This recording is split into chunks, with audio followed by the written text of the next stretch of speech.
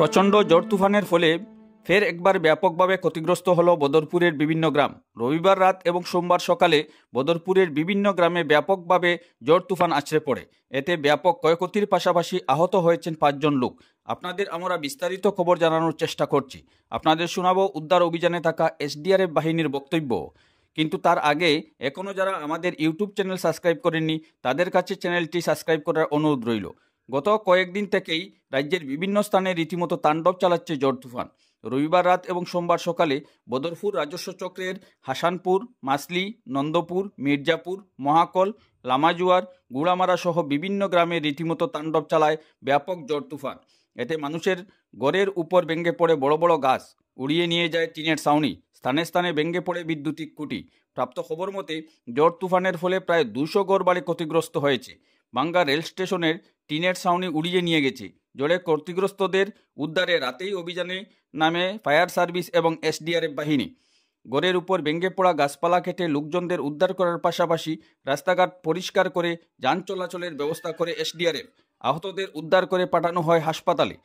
স্থানীয় সূত্র জানিয়েছে, রবিবার রাতের পর সোমবার সকালেও আরেক দফা প্রচণ্ড ঝড় আছড়ে পড়ে ওইসব গ্রামে। এ প্রতিবেদন প্রস্তুত করা পর্যন্ত স্থানে স্থানে উদ্ধার অভিযান অব্যাহত রেখেছে এসডিআরএফ। এখনও বৃষ্টিপাত অব্যাহত রয়েছে, ফলে ক্ষতিগ্রস্ত লোকজন আতঙ্কিত হয়ে পড়েছেন। দেখুন কিছু দৃশ্য এবং শুনুন উদ্ধার অভিযানে থাকা এসডিআরএফ বাহিনীর বক্তব্য। এভাবে ভালো ভালো খবর পেতে চ্যানেলটি সাবস্ক্রাইব করুন। সকালে 6টামান বজাত আমি খবর পালো ঘূর্ণিঝড় করিমগঞ্জ ডিস্ট্রিক্টে বদরপুর, ভাঙ্গা অঞ্চল, হাজিপুর, হাসানপুর, অনেক জায়গায় বদরপুরে অনেক জায়গায় অনেক গ্রামে ক্ষয়ক্ষতি হয়েছে। অনেক মানুষের ঘর বাড়ি ভেঙেছে। দুজনকে আমরা রেস্কিউ করতে হয়েছে। একজনকে আমরা শিলিগুড়ি হসপিটালে এডমিট করে দিয়েছি এবং একজনকে প্রাথমিক চিকিৎসা করে ছেড়ে দেওয়া হয়েছে। আজকে পুরেও আবার অনেক ক্ষয়ক্ষতি হয়েছে।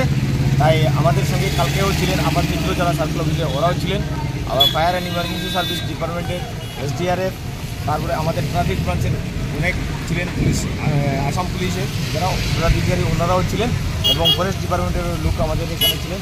বদরপুরে আনাকানাতে বহুত ক্ষয়ক্ষতি হয়েছে।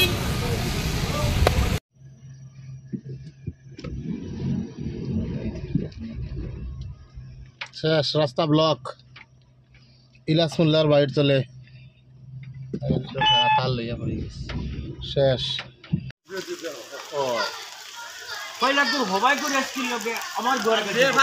আমি তো কইছি কালি ভাত করবো।